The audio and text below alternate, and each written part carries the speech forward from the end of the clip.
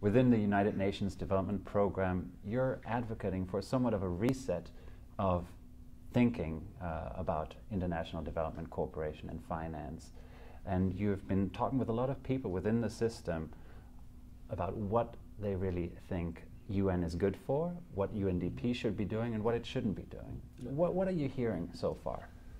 I think, the issue that I try to broach some discussion about is how our work will be financially supported in our countries. Right? Traditionally, we relied heavily on traditional ODA, okay? But because most of our countries have become middle income, and the traditional ODA is moving away. Right? So there's a question of how we can continue to provide value added against the background where development challenges still remain enormous in Asia Pacific. So in this regard, I looked at the experiences of other regions, right, in UNDP. In Latin America, for example, our program countries are financing over 70% of our program expenditure in their region, right?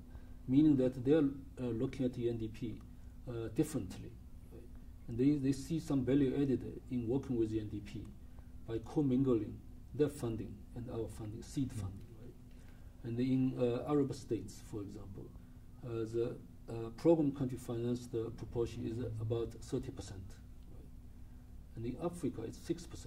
Right? And in Asia Pacific, it's only 3%. Right? So I think that means this is a question. This is an area, at least, where we should look at carefully. Right? How do we establish a relationship that is not traditional donor-recipient relationship, but a relationship where we are equal partners? Our value increasingly is not the amount of money that we can bring to our countries, but the value added that we can provide through collaboration, okay?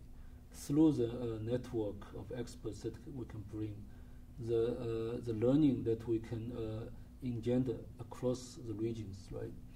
And also, frankly, the kind of convening power that we have, that is built over many decades of collaboration. What agreement then do you think would be called a success this year? Obviously, this year is an important one. We're gearing up for a big Financing for Development Summit in Addis Ababa, and then the big summit in New York City to map out the post-2015 Global Development Framework.